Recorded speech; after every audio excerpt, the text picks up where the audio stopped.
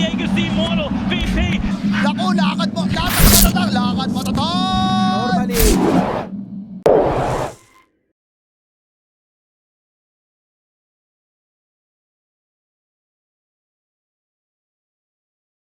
Around this, I do like the draft a lot, actually. And I know you didn't get the heroes you wanted, Suns fan. Are you still happy to see the drafts? No. Do you see the egg? What's an egg? Those things has got to be just their team fight prowess, right? I mean, I would say that these guys are absolutely, last year they were one of the absolute best teams at being able to start fights, reset fights, and go again. I mean, their late game team fighting is absolutely astounding. Uh-oh. The rune fighting, though, that's another question. Yeah, the early push in from Gaimin Gladiators seems like they're picking up the speed already, and they're going to go for the first blood onto Gabby, and should be... That's an uncommon op to ward in a lot of games. This is, you know, potentially the strength of March, giving him the heads up. Ace, the 2-1-2 matchup, it's going to be good enough. They do manage to kill the Lycan, so they weren't able to shut him down experience-wise as much as that previous lane kill. And Gabby is also very, very low. In fact, they're going to go for the kill. He's got 5 stick charges, but they couldn't get the toss backwards. They didn't even necessarily need it. Quill if they just hit a toss straight up in the air. They do manage to get it. Celery just ducks forward with the Enchantress's extra movement speed. She hits the one impetus required to get the kill. And double range creep. 1v2 scenario. Maybe they will be able to keep him down. But Carl, he's being pressured right now. He's got the rest of his supports right behind him. They're going to actually hurricane him into the Storm Spear, but that's perfect for Carl. He turns around, blasts down the Storm Spear with the help of Zephyr and Whitemon. And unfortunately for Carl, he really wanted the rune as well. They're not going to get that. Instead, they're going to try and kill the hard camp creep. He's forced to... Oh, yeah. And, I mean, he makes it look good. I think Cuckoo's made it look good. His hero builds decent items for the patch. He can play that utility role. His spells will do damage on their own in these matchups like versus Tiny. He always gives you amazing team fight and the heals to sustain. I think it's an interesting hero this patch. Maybe a bit unexplored.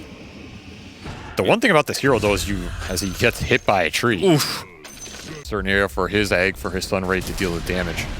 That's going to be the bigger question. It kind of seems like it falls to the Shadow Shaman for Zephyr, but Shadow Shaman's not always the guy who can go in and start stuff. Yeah, for sure. Carl, he's going to get jumped on the Ace. He's going to pop his ultimate, but there are plenty of T1 heroes here. They're going to actually pop that Fiend's Grip from Tofu coming in from the other side. A perfect sandwich from Gaimin Gladiators, but the rest of the fight may not be so good as they've managed to get the Hex Shackles onto the Storm Sphere, locking him down and getting an important kill. A 1-for-2 trade so far. Ace is going to have to use that rest of that wolf form to get on. You can get it before they try and do something like force the Roche. I think you have a chance to fight it and deny the Storm his Aegis.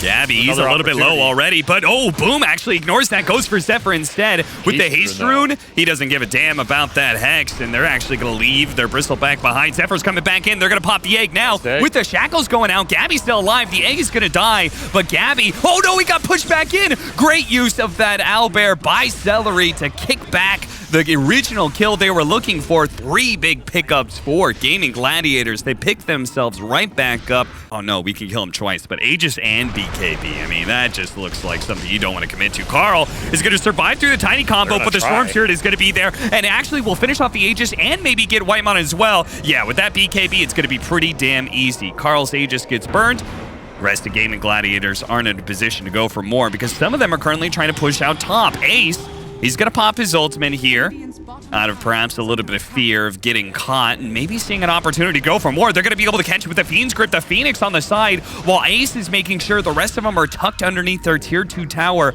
afraid for their lives. They know they're stuck under this tier 2.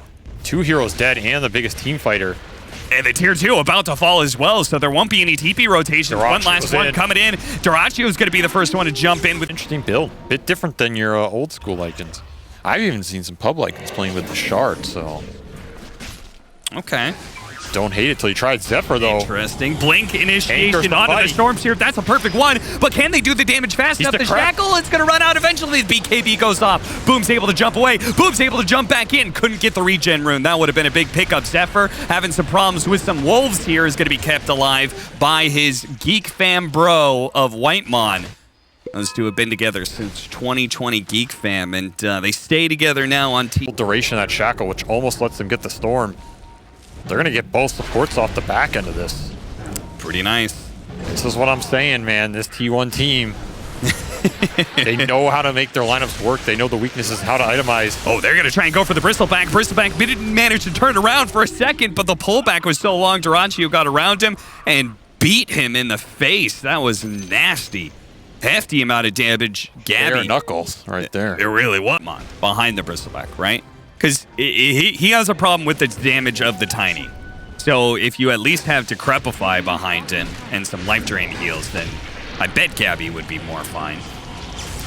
They're going to pop it. Ace, they're going to try and initiate. Boom, he sees the opportunity to catch the backline, and a beautiful avalanche coming in from Durantio. No Phoenix at all, and they're going to keep Gabby slowed down here while the Fiend's Grip also catches Zephyr. So they're going to say, okay, screw it. We can leave the Bristleback behind for now. Let's make sure we get the Shadow Shaman. Durantio actually wants to keep going for it. Avalanche, maybe a toss back. Oh, the tree by itself and the toss isn't going to be quite enough. The speed we were talking about, Gaimin Gladiators, they like being able to end games before 30 minutes. BKB going off from Carl, tried to just push them out of the base, delivers a hefty amount of damage to Celery, now kicking Durantio back as well. Boom's going to reinitiate, and they're actually going to be able to bring down the Phoenix again. No egg for a second time. Boom, though, he's out of mana. Oh, no.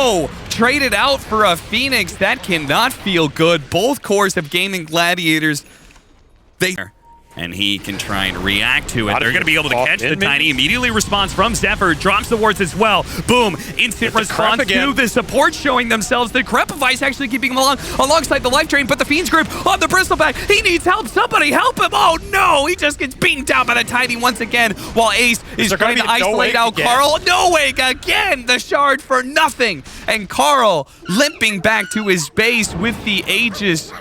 But he doesn't have a Bristle. Maybe the upgraded version, the Terminator 2. Throwback to TI-10. Look at this. Every single time, Boom has just been so locked in on what he needs to do in these fights. Every single time those supports show himself, he full zips in with his BKB, and he kills both of them. And Zephyr almost dying there. Decrepify's going to bail him out for a second here, but he tossed. It's going to land on his head. Beautiful ward trap that is going to be able to catch Celery. Durantio is able to fight his way out, but he slowed down the Shivas, and he's not going to get out with a Silver Edge either. In fact, they're going to look for more, and they do find it. Tofu dies as well. A triple pickup for T1.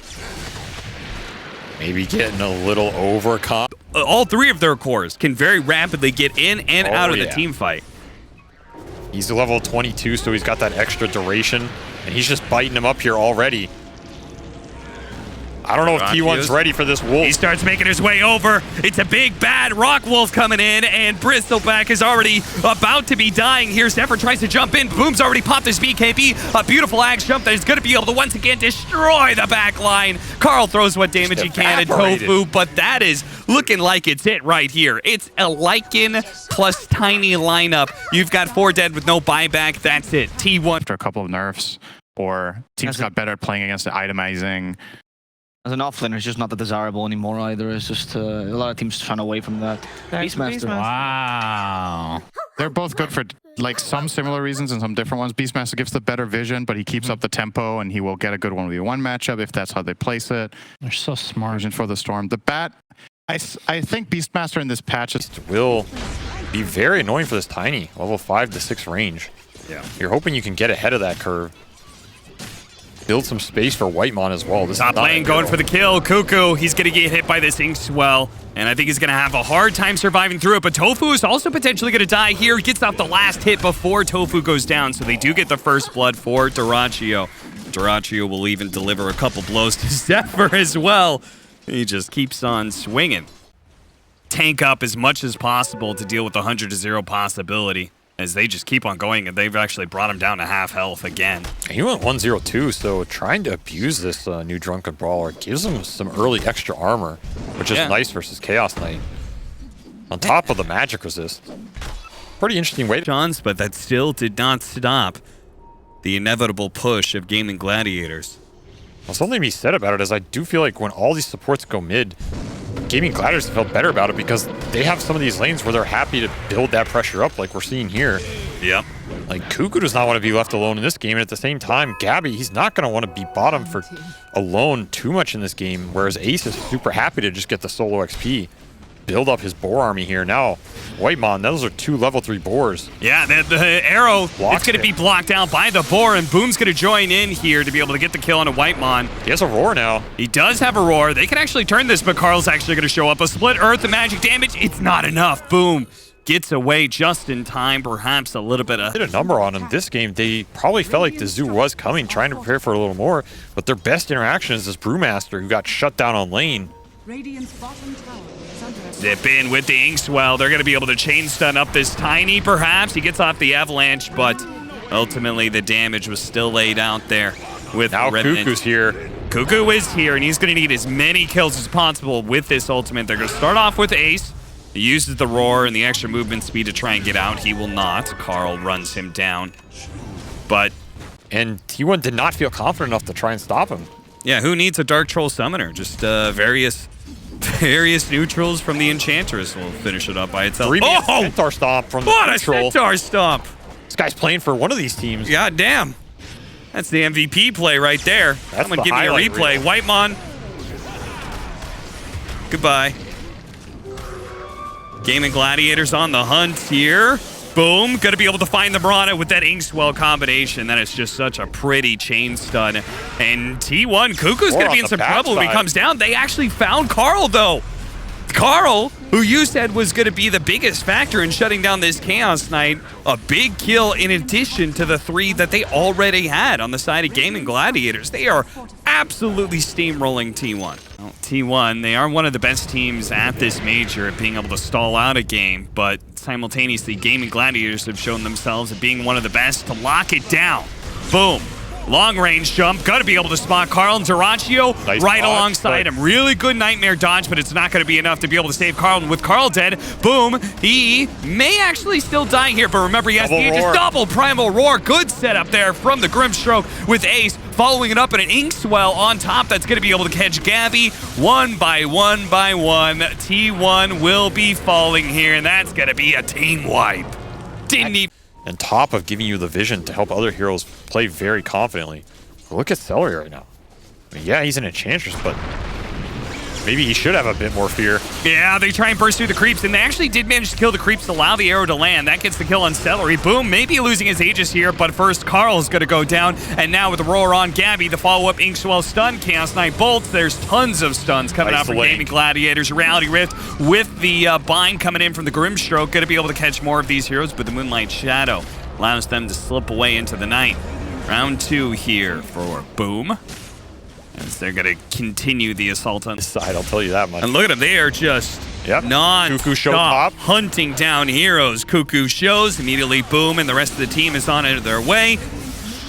Cuckoo's dead. Zephyr forced to use all his leap charges, and the Chaos Bolt was still going out, so Duraccio is going to catch him as well.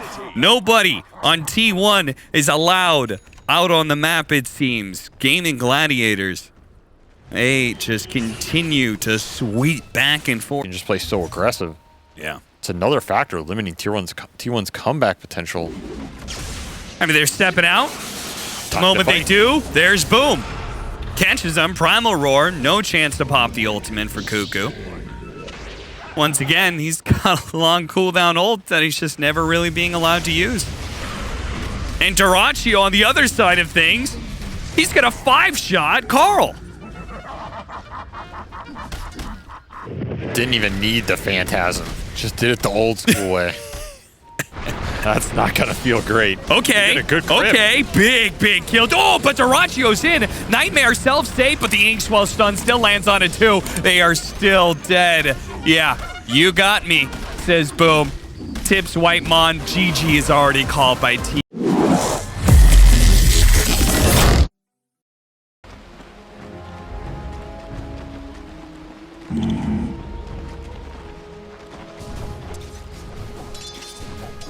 Right.